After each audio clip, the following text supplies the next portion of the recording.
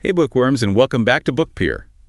I'm Paul, and I'm here to help you unlock wisdom from amazing books, even if you're super busy. I'm Alice. And today We're going to be looking at how to find true, lasting happiness. Ooh, that's a good one. It's a big question, right? It is a big question. A question we all have. We're going to be checking out the conversation between the Dalai Lama and Archbishop Desmond Tutu in their book, The Book of Joy.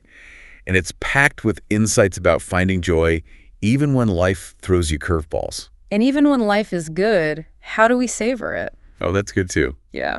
It opens with a really sweet story of them meeting in India for the Dalai Lama's 80th birthday. Yeah, they're just like two old friends catching up. It's so heartwarming, just full of laughter and warmth. If you're new here, hit that like button and subscribe for more brainy goodness. Yeah, and be sure to leave a comment below letting us know what you think. So they challenge the idea that joy is just a fleeting feeling right from the start. Totally. It's not just a fleeting feeling. It's something deeper. Not like winning the lottery or something like that. Yeah, more like a state of being. So it's an inside job. Exactly. It comes from inner peace and our connection with others. I like that. It's about shifting our focus from chasing external things to nurturing our inner world. Have you ever noticed how you chase after something thinking it will make you happy only to feel let down? All the time. Why does that happen? Often it's because we get tripped up by fear, anger, and sadness. Yeah, those are big ones. They can really hijack our happiness if we let them. Like roadblocks on the path to joy. Exactly. You know how fear can make your heart race or anger can make you lash out? So what could we do about it? Instead of just trying to think positive all the time. Yeah, the Book of Joy encourages us to observe those negative emotions without judgment. So acknowledge them with a sense of curiosity rather than trying to suppress them. Exactly. It's about understanding them, not pretending they don't exist. That makes a lot of sense. But how do we actually shift our perspective like that? That's where the heart of the book comes in the 8 pillars of joy. Ooh, 8 pillars. Okay, I'm intrigued. They're divided into qualities of the mind and qualities of the heart. Like building a house, you need a strong foundation and a warm, inviting interior. That's a great analogy. On the mind side, we have perspective, humility, humor, and acceptance. Okay, and what about the heart? For the heart, it's forgiveness, gratitude, compassion, and generosity. Wow, that's quite a blueprint. Some of these seem pretty straightforward, like gratitude. Yeah, some seem a little tougher. Like forgiveness. Right. But they offer real-world examples and exercises for each pillar. They do. Like the power of humor. Mm-hmm. Both the Dalai Lama and Archbishop Tutu are known for their infectious laughter, right? Yeah, they highlight how humor can help us deal with tough situations without getting bogged down by negativity. I love that. Finding a reason to chuckle, even when things are tough. Don't forget to leave us a comment below letting us know which pillar resonates most with you. And speaking of tough pillars, they spend a good amount of time talking about forgiveness. Oh, yeah. Not just forgiving others, but ourselves, too. It's about letting go of anger and resentment. Holding on to grudges really only hurts us in the end. Right.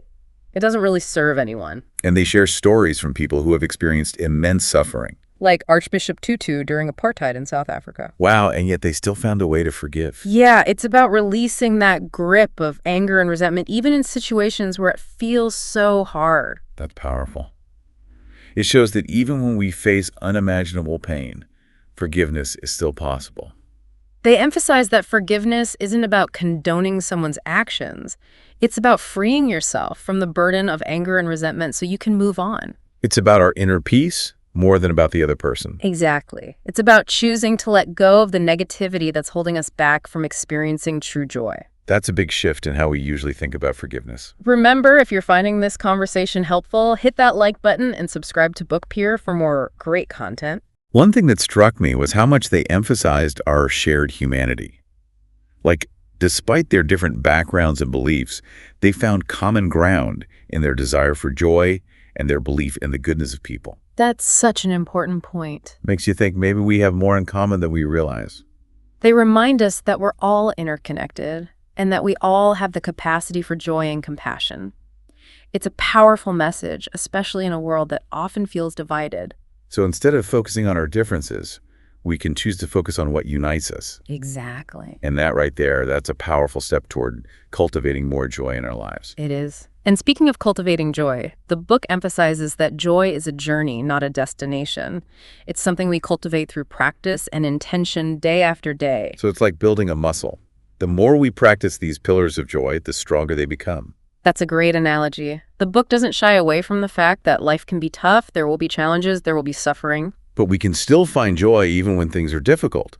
Exactly. They talk about how our natural human tendency is to focus on the negative, but we can train our minds to focus on the positive, to find the good, even in challenging situations. Like that saying, what you focus on expands. Right. If we're constantly dwelling on the negative, it's no wonder we feel unhappy. And that brings us back to one of the pillars, gratitude.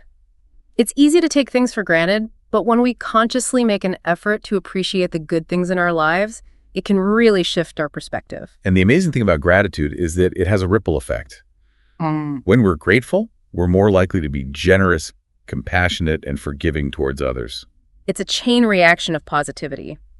But let's be real, some of these pillars, like forgiveness, can be really tough to put into practice. Oh, you're telling me I know I've struggled with forgiveness in the past. It's so easy to get caught up in the hurt and anger. It is. But remember those stories they shared of people who experienced immense suffering? Yeah. They still found a way to forgive. It's inspiring, to say the least. It's incredible.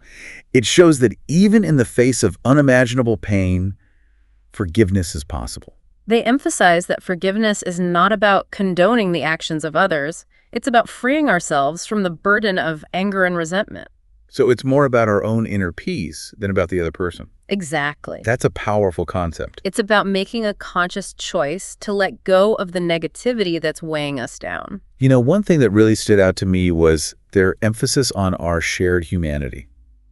Despite their different backgrounds and beliefs, they found common ground in their desire for joy and belief in the goodness of humanity. Absolutely. It's a message that resonates deeply, especially in today's world. They remind us that we are all interconnected and that we all have the capacity for joy and compassion. And that even in a world that often feels divided, we can choose to focus on what unites us rather than what separates us. It's a truly hopeful message. It is. It's interesting how they weave in practical tips alongside those profound ideas.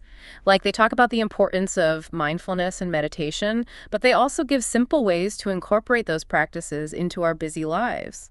It's not about becoming a monk and living in a cave, right? Right. It's about finding those small moments throughout the day to just pause, breathe, and reconnect with ourselves. Little pockets of peace in the chaos. I like that. Exactly. And they emphasize that joy is not a solo pursuit. It's about connection, community, and finding ways to contribute to something larger than ourselves. Have you ever noticed how good it feels to help someone else? Oh, yeah, totally. When we shift our focus to helping others, it takes our minds off our own worries and gives us a sense of purpose. It's like that warm, fuzzy feeling you get when you do something nice for someone else multiplied tenfold. I like that. They share so many inspiring stories of people who found joy in the midst of adversity, often by dedicating themselves to serving others. It reminds us that even when things are tough, we can still make a positive impact on the world. And that in itself can be a source of immense joy. And it's not always about grand gestures either. Sometimes the smallest acts of kindness can have the biggest impact. They highlight the power of those small acts. Like what? A simple smile, a listening ear, a helping hand. Those little things can brighten someone's day and in turn create a ripple effect of joy. Speaking of ripples, one of the things that really resonated with me was their emphasis on how joy is contagious. When we cultivate joy within ourselves, it naturally radiates outwards, impacting those around us. It's like they say, a candle loses nothing by lighting another candle. Oh, I like that. By sharing our joy, we create a more joyful world. Mm-hmm. And that brings us to another powerful concept from the book perspective. It's about recognizing that we have a choice in how we view situations. We can choose to focus on the negative, or we can choose to look for the good. That's so important. Yeah. It's easy to get caught up in negativity, especially with all the challenges we face in the world today. It is. But this idea, this choice we have to shift our perspective, that's empowering. It is, and they provide practical tips for cultivating that positive perspective. Yeah. Things like practicing gratitude, focusing on the present moment, and surrounding ourselves with positive influences. If you're enjoying this conversation about finding joy, hit that like button and subscribe to Book Peer for more insightful book discussions. We love sharing these nuggets of wisdom with you. Now back to perspective. It's like that saying, change your thoughts, change your world. They would agree with that sentiment. They argue that our thoughts shape our reality. If we're constantly dwelling on negative thoughts, we're more likely to experience negative emotions. But if we can train our minds to focus on the positive, we can actually change our experience of the world. It's like putting on a different pair of glasses. Yeah. The world doesn't change, but how we see it does. Exactly. That's a powerful reminder that we have more control over our happiness than we often realize. Exactly. And that brings us to another pillar of joy: acceptance. It's about acknowledging the reality of our situation, including the things we can't change. Often our suffering comes from resisting what is, but when we learn to accept things as they are, we create space for peace and joy to enter our lives. It's about letting go of that struggle, that inner resistance. Yeah. And in that letting go, we find a sense of freedom. Yeah. I think that's a beautiful concept. It is, and it ties in beautifully with another pillar: humility. True humility is not about putting ourselves down. It's about recognizing that we are not the center of the universe. It's about acknowledging our interconnectedness with all things. That's a great point. Humility helps us to see the bigger picture, to recognize that our problems are not unique and that we're all in this together. Yeah. And that perspective, that sense of shared humanity, can be incredibly comforting. Absolutely. Humility also opens us up to learning from others. It allows us to let go of the need to be right all the time and to embrace the beauty of different perspectives. Speaking of different perspectives, I'd love to hear from you, our amazing book peer community. What are some of the ways you cultivate humility in your own lives? Leave a comment below and share your insights. And while you're at it, don't forget to give this episode a like and subscribe to Book Peer for more inspiring book discussions. Now let's talk about one of the pillars that often gets overlooked: generosity.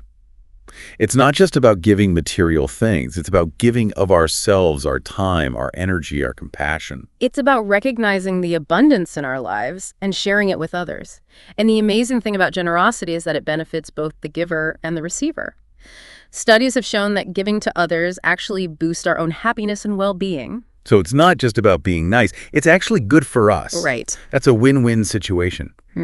But how do we cultivate generosity in a world that often feels so focused on self-interest? They suggest starting small.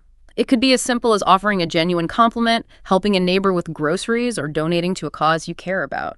The key is to make it a habit to find small ways to give back every day. I love that. It's about shifting our focus from what's in it for me to how can I make a positive difference in the world? And that shift in perspective can be incredibly liberating. Absolutely. Generosity is a powerful antidote to the negativity that often surrounds us. It's a reminder that we are all connected and that we have the power to make the world a better place. I think that's a beautiful message to end on. Me too. What are your final thoughts? The Book of Joy is a profound and practical guide to cultivating a life filled with joy, even in the face of life's inevitable challenges. It reminds us that joy is a choice, a practice, a journey, and it's a journey worth taking. Couldn't agree more. And remember, folks, joy is contagious. So go out there and spread the joy. Thanks for joining us for this insightful exploration of the Book of Joy. We hope you found it as inspiring as we did. And don't forget to like this episode and subscribe to Book Peer for more bookish goodness. Until next time, happy reading.